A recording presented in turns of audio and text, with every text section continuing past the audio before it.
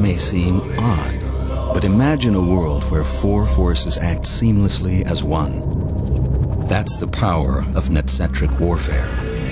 One Navy, one Air Force, one Marines, one Army, one force. Northrop Grumman, defining the future. From the Watergate building in Washington, this is Hotline TV. Now here are Hotline editors Chuck Todd and John Mercurio. Hotline TV, and I'm Chuck Todd. And I'm John Mercurio, scratching my eye. A weekend New York Times piece says Republicans have given up on Ohio Senator Mike DeWine, and that they'll put money originally destined for that state elsewhere around the country. Chuck, one big unanswered question from that. How does this all affect the state's competitive House races? I think the trickle-down effect is the one thing that wasn't touched on at all in that New York Times piece. Obviously, for the Senate firewall, Ohio's no longer a part of the strategy. Sure. Everything we're hearing says that not only does Brown have a lead, but it might be getting close to double digits, that this is getting into this, it's over range, but the problem is... Also, DeWine's got a lot of his own money anyway, so he's, you know, he doesn't necessarily need it as much as maybe a Bob Corker or... There's no question, but now you've got the trickle-down effect. You already had 3 House races that the Republicans were worried about in there. Deborah Price in the 15th, Steve Chabot in the 1st, and then the open Bob Ney seat. Right. Pull out DeWine. You've already not giving any money to Ken Blackwell because he's a disaster. Sure. Now you're not giving money to DeWine. The trickle-down effect and the cumulative sort of like weight on the Republican base, now all of a sudden Pat DeBerry Sure.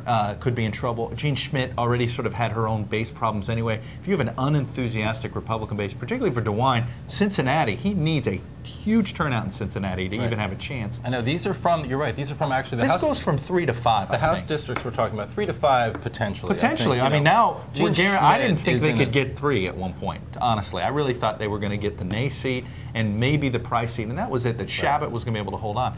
But now when you're pulling out this national money, I think this puts Chabot in huge trouble, and now, you know, it could be a bad enough night that Tiberi's in trouble. It could. It could. I don't necessarily think we're going to get 5 out of 5 is a disaster. Out of Ohio, right, would be a disaster. I think but you're right. These are in sort of the major media markets: Cincinnati, Columbus, and then the Ney district is all sort of its own story. Sure.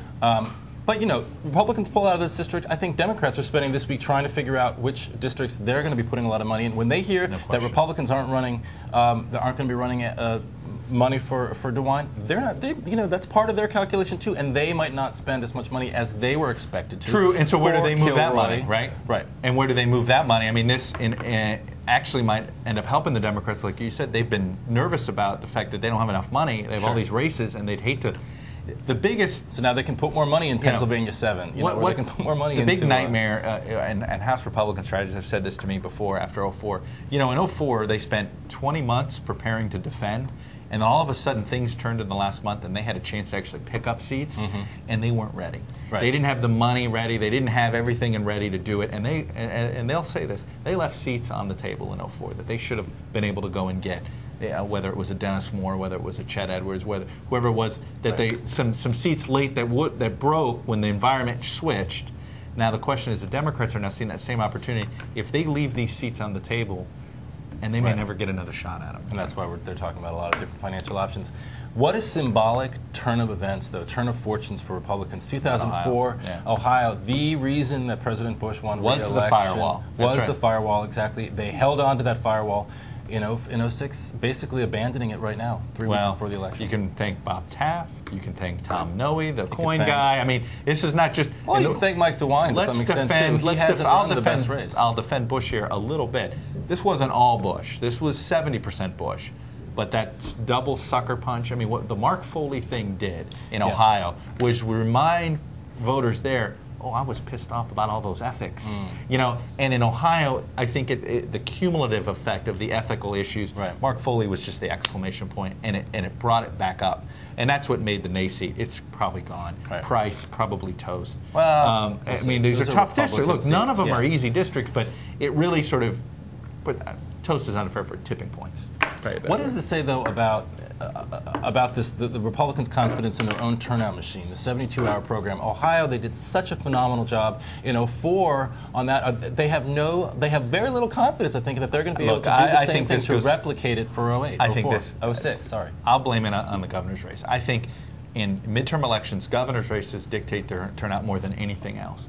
So you need a strong gubernatorial candidate to help you with turnout. Blackwell's not that person.